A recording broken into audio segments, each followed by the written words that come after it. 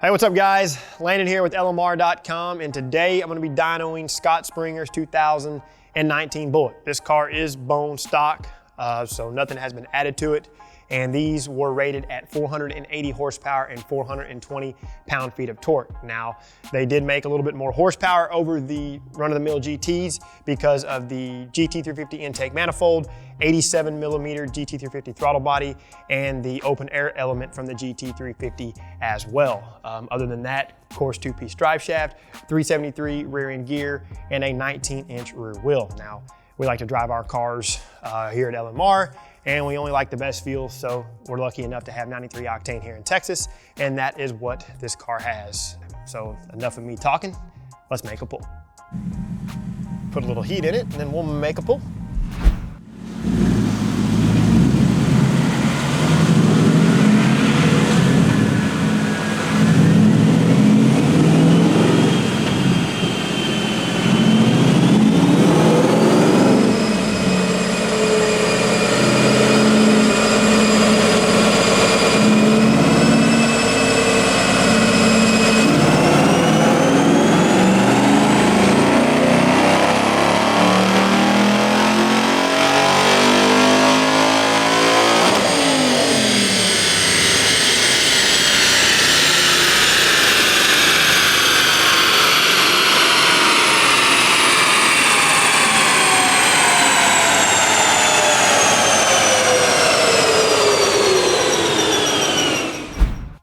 All right, let's take a look at some results on Scott Springer's bone stock Bullitt. I mean, gosh, these things are so impressive. 426 horsepower at 6,500 RPM and 391 pound-feet of torque at 4,900 RPM. I mean, goodness gracious, what a time to be alive. Of course, the MT82, as efficient as it is, that's about a 12% drivetrain loss. So, beat a dead horse here.